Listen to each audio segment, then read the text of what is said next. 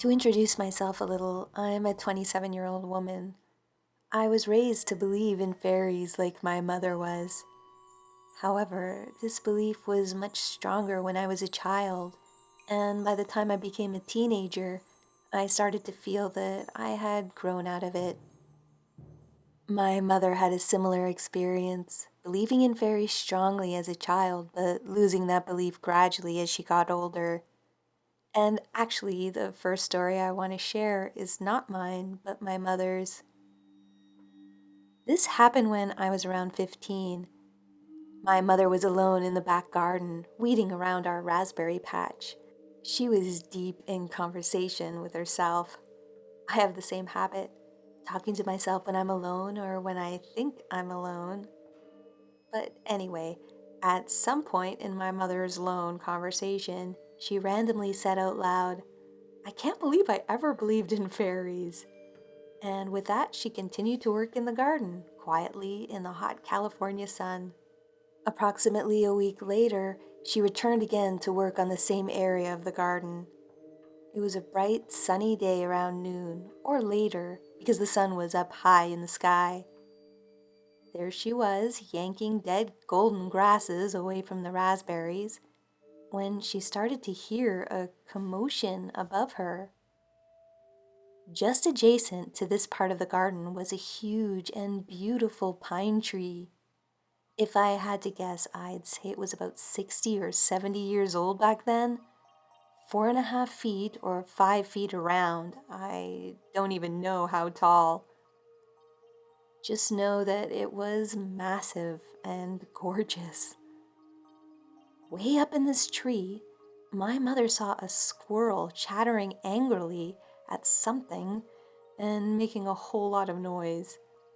Standing up to see what was happening, my mother spotted, on a branch way up high between the pine needles, a brilliantly white bird that seemed to be communicating in some way with the squirrel. This puzzled my mother, who had never seen a bird act like this before, and was trying to figure out what kind of bird it could possibly be. Then it flew off more or less in her direction, but headed slightly to the left of her. She turned to watch it fly away, still feeling confused as to what it could be, when all of a sudden it disappeared. But it didn't simply vanish in the middle of the bright blue cloudless sky. It burst into a brilliant, blinding white cloud of sparkles. She described it almost like a silent firework. And then it was completely gone. My mother had never seen anything like that before or since, and she would never, never, never make something like this up. I have asked her to tell me this story many times because it has always amazed me. After she told me what she saw, I couldn't help but become a believer again. And since then, I have on a few occasions seen a brilliant, blinding white figure about my height on this property. And my sister has seen a massive, blinding white orb there too. My sister isn't even a believer, but she still has her stories, and she knows what she saw. My second story is much shorter, but also happened on this special and magical property. The summer before last, I got into a fight with my boyfriend. He's a good guy, but we weren't getting along that day. I wanted to be alone for a little while, so I wandered over to this beautiful tan oak tree with patches of green moss on its trunk that grew just above the creek that flows through the property, not far from the garden. I was leaning against the tree, crying, and watching the clear water flow by over rocks and under ferns when I began hearing voices all around me. If I had to guess, I would say there were about 15 to 20 different voices all talking amongst each other. They were all gentle and feminine sounding and spoke in hushed tones. Even so, the sounds startled me so much that I jumped And the second I did, the voices stopped. I looked around, behind the tree, beyond the bushes, but there was nobody around, nobody that I could see. The voices felt kind to me, and ever since then, I leave gifts under that tree when I visit home. I feel lucky to have had the experience. I have always loved nature and people and living beings in general. Right now, I work for a gardening company, which means I get to work with plants every week, and I feel very fortunate. I think there's more to the natural world than most people realize. More magic.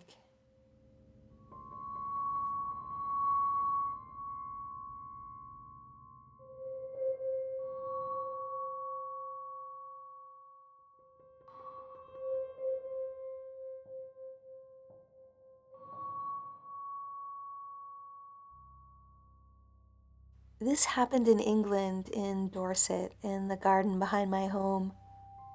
One summer, two of my children were camping at the bottom of the garden. They had pitched a tent. They had their sleeping bags out and were settled in for a night under the stars. At roughly midnight, I went to check that they were okay before I went to bed.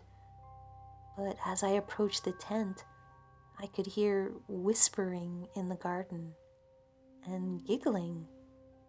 A childlike, hissy voice said, "It's Mom." This voice came from behind some trees, but then I heard giggling from an entirely different part of the garden. Even though there was something unusual about these voices, I assumed it was my kids and that they were up and messing about. So I hissed back at them that I was angry with them for being up. I said something along the lines of, "It's late. You two should be asleep." And the voices immediately went silent. I expected my children to come out from their hiding spots behind the trees or bushes, but everything was quiet and still. I unzipped the tent and found my children there, curled up in their sleeping bags, fast asleep. Genuinely. I know when my children are pretending to sleep. They aren't very good actors. I was confused. I checked all around the garden, but there was no one there. We do not have neighbors with children. We are very rural, and our garden backs onto water meadows. I can't explain what I heard. The voices sounded very childlike and mischievous. There was a lot of suppressed giggling. It seemed like there were a number of voices as well, more than two. I hadn't felt scared or threatened at the time, and while one of them referred to me as Mum, I got the impression that they knew me as Mum, as if that was my name because they had previously heard my children refer to me that way. I think they, the voices I heard that night, live in the water meadows, and I often wonder what sort of lives they live out there and what they think about us.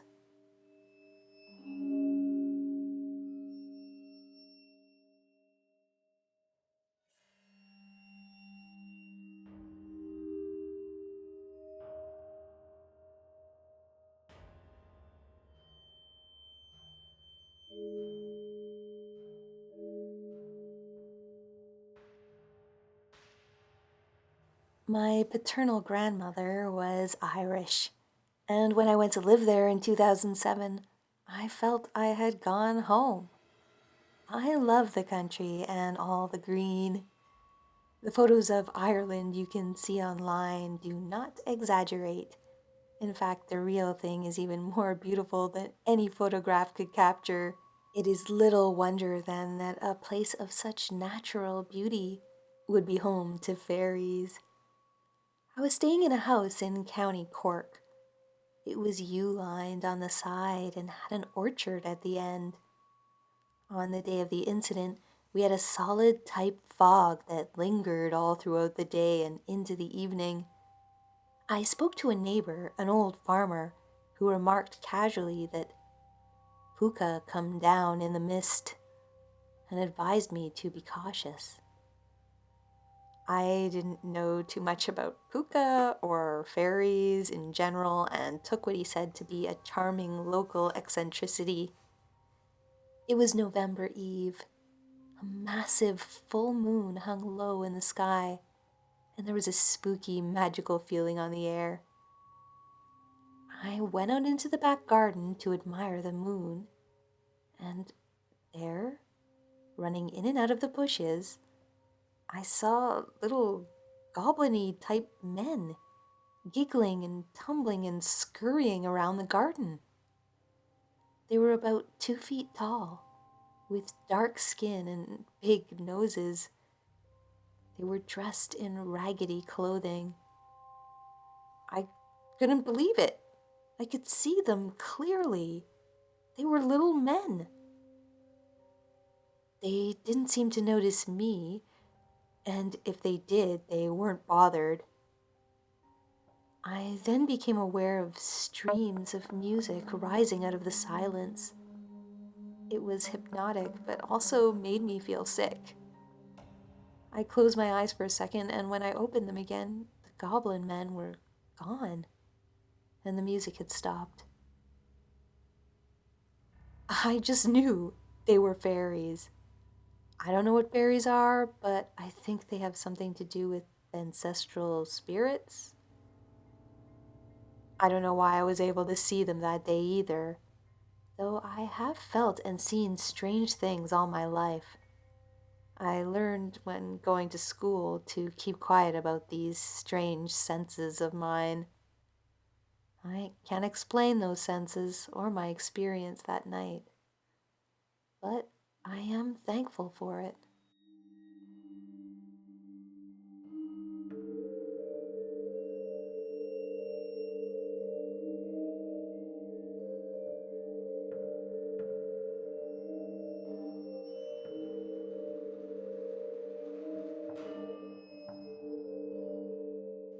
This has haunted me for always. I swear it was not a dream. I was in the back garden in my family home in London. This was in the 1950s. I was about 5 years old at the time. My mother was hanging clothes on the washing line, and I was wandering by myself. As I walked along the garden path towards the bottom of the garden, something happened. Something I will never forget. A sort of wicker basket affair with a balloon on top floated down out of the sky towards me. It did not land on the garden path, but rather hovered near me. I was rather frightened, frozen with shock, and stood there gaping with one eye on my mother, who had not seen this thing. Inside the basket were some small people. One was an older man dressed in gray trousers, a gray top hat, and a black jacket. He had silver hair, and it was curly and long. He seemed to be in charge, and I soon got the idea that I was to go away with them. I refused, of course, but gosh, this old man was so persistent in trying to convince me. He spoke to me in English. I kept refusing him, and then the whole contraption suddenly just flew off. I ran to my mother and told her what had happened, and she took it for what most people would take it for: childish excess. But this has bothered me all my life, because this was no dream. It took place. My memory of the incident is vivid and clear, and everything was solid, real. But I do consider it a really strange episode indeed. I can't say this was a fairy experience at all, but the size of these beings make me feel it might be classed in this particular category. It was no angel, that's for sure. I felt it wanted to do mischief. This was not a friendly experience at all. I cannot say what fairies are, but I believe anything is possible in this world. Our daily vision is a tunnel vision one. But I really know this happened, and I remember telling my mother immediately. She was about 20 feet away from me and did not see anything, but she did take notice of my state of fear. I would swear that this truly happened and was not a dream of any sort or imagination. I cannot recollect reading anything before or after with any illustration of such a strangeness in it either. It is a wonderful mystery, in a way. I wonder what would have happened then had I said yes.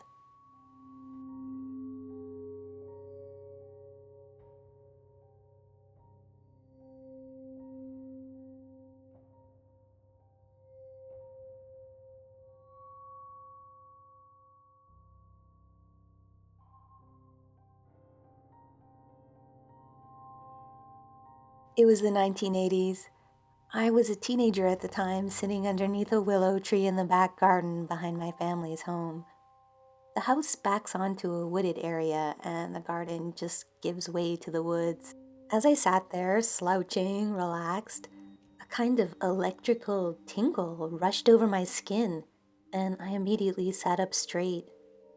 On instinct, I turned to look over my shoulder towards the bottom of the garden. There, I saw five small figures, very human like but much smaller, staring at me. They were dressed in brown to dark green clothes, somewhat like tights with sturdy boots and smock like tops. Their faces were more angular than human faces and very sun weathered in appearance. They were human proportioned as well, but slimmer than average. Despite my reading as an adult that in the early modern period many fairies were human size, these were definitely extremely small.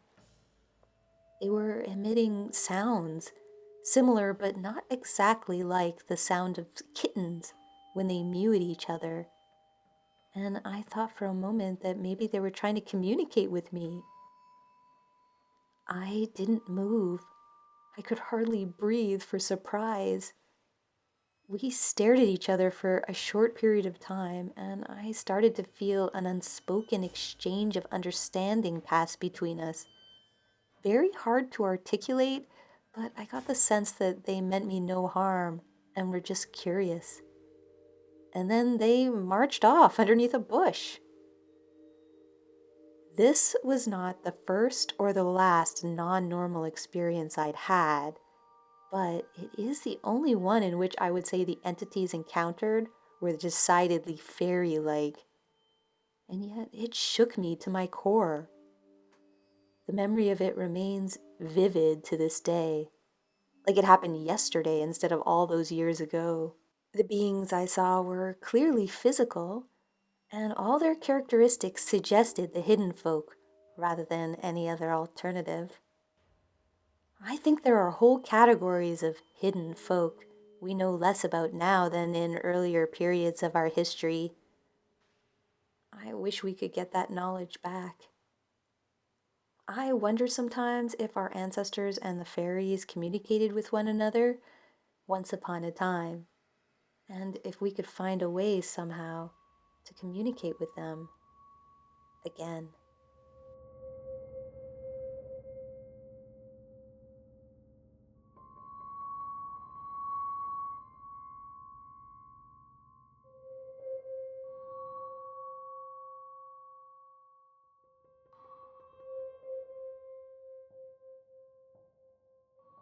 I was 4 years old.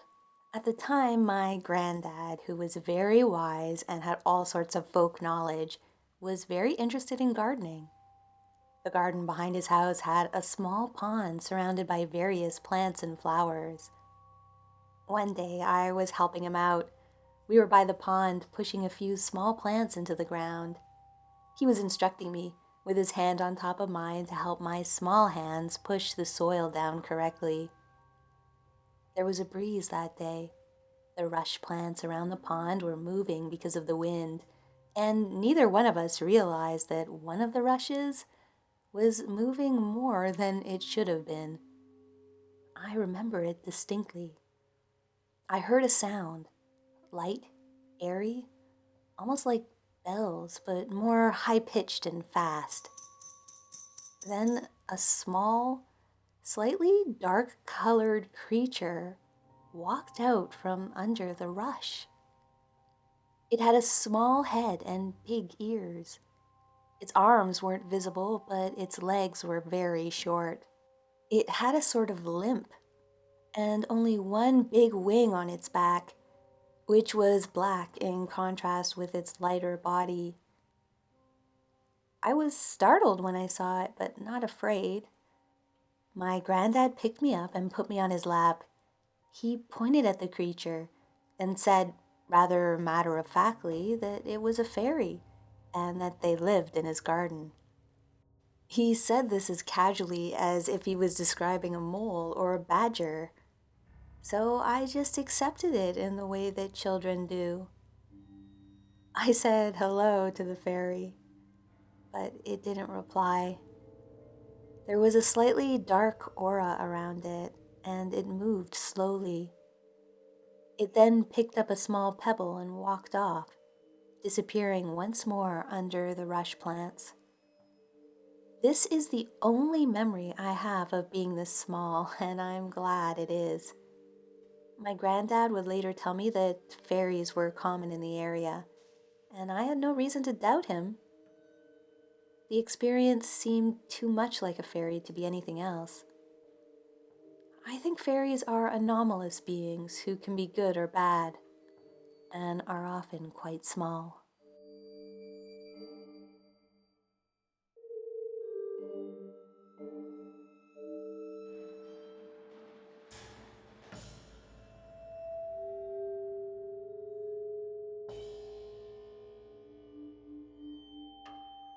One afternoon in May, I was sitting out in my garden. The rhododendrons were in flower, and it was a hot, bright, sunny day. I was very comfortable and content to listen to the birds and just relax. Soon, an eerie silence fell over the place, and I had a sense that the garden had changed somehow, that there was something strange going on. I then became aware of the golden outline of a figure down at the bottom of my garden. I say outline because it was not solid, but looked as though just its outline had been drawn in golden ink. The figure shimmered and seemed to have long wings, but mostly it was transparent, like a rough sketch. It was about 3 feet tall. I thought my eyes were playing tricks on me. But then I saw a second winged figure, very much smaller than the first. This was also golden, but I remember seeing a flash of blue and green, an iridescence. As my eyes followed the second figure, I lost sight of the first, which I think vanished. The second figure I thought might have been a dragonfly, but on closer observation, I saw that it flew quite differently, and its shape was not that of an insect, but a small, human-like figure. Then I became aware of someone on the seat beside me. Although I could not see whoever it was, I strongly felt a presence. It was like this presence was trying to get my attention.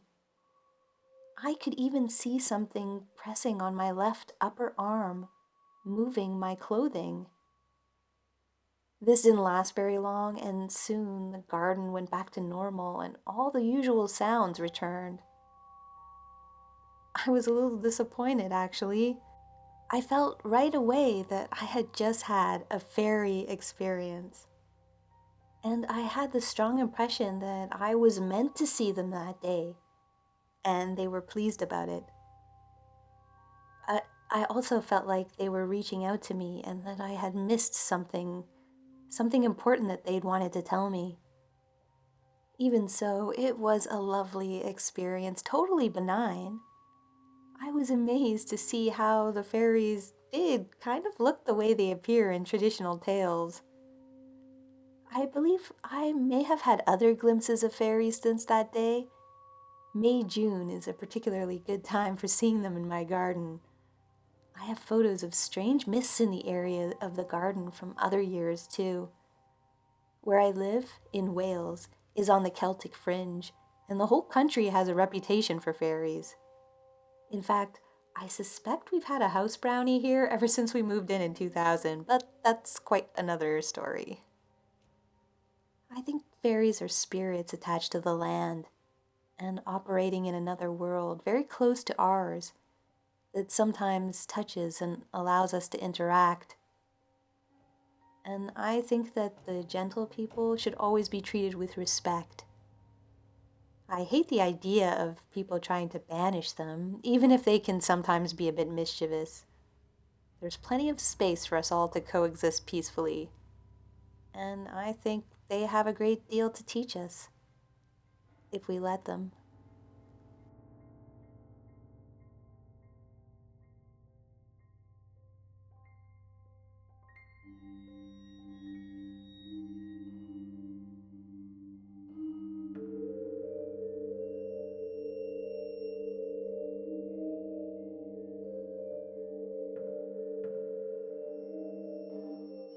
This happened when I was a kid in the 1970s in New Jersey. I was outside playing in my grandparents' back garden. It was late afternoon. The sun was shining, but its light was filtered through the leaves of the many large trees that arched over the grass. I was tossing marbles up into the branches of a dogwood tree and watching them fall and bounce on the moss at its roots. But soon, one of the marbles I tossed up did not come down. I thought maybe it was stuck somehow, so I tossed another one up to knock the first one free. This one, too, did not come down. I did this 5 or 6 times with the same results. Then I felt a presence, in the way that people say they feel a ghost arrive. There was a chill, the hair on my arms stood up, and out of the corner of my eye, I saw movement at the wooden fence that enclosed the garden. I looked over and saw 3 people standing on the other side of the fence. 2 were taller than the adult I knew, one was shorter. But that is where their similarity to anyone I knew ended. These beings shimmered in the light and were almost transparent. And I couldn't see their faces. They were dressed in flowing garments, but I can't say what kind of garments. I remember greens, golds, russet, and all with that weird glow. They had long hair and pointed faces, but blurred so I didn't get any detail. Because 2 were tall and the other was short, I had the impression that they were a family. They just stood there watching me, and I watched them. I wasn't afraid at all. It was as though they knew me. None of us moved until a marble fell out of the tree and landed at my feet. I looked at it surprised, but when I looked back towards the fence, the fairy family was gone.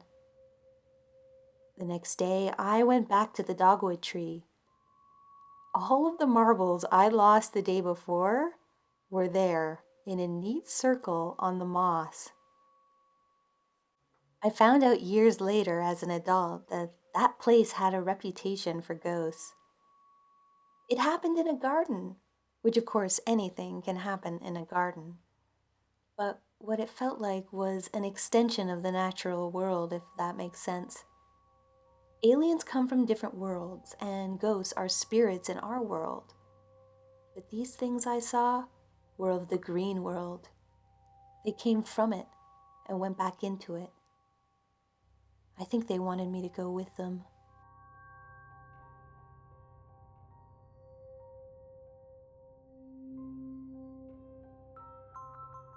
Thanks for watching. A lot of short but sweet stories in this video. The bottom or the back of the garden seems to be a lively spot for fairies, so keep your eyes open next time you're in a garden. Certain flowers are also said to attract the fairies. Bluebells, foxgloves, snowdrops, and cowslip, among others. But of course, be cautious when planting them because you don't know what the fairies are going to do. Have you had any experiences with fairies in a garden? If you've had an interesting one, you can send it to me at my website, scaryfairygodmother.com, link in the description. It has a spot where you can submit your fairy stories of all kinds, doesn't have to be about a garden, or submit comments, questions, or suggestions. You can also sign up for my mailing list there, it's free, and I'll be sending out occasional sneak peeks and that sort of thing to mailing list subscribers, so if you're interested, please sign up. As always, special thanks to all my supporters on Patreon who are helping to keep this content alive and to do things like build websites and hopefully expand in the future. I really appreciate you guys so much and the support you are giving this work. If you like this content and would like to support it, please check out my Patreon page. The link is in the description.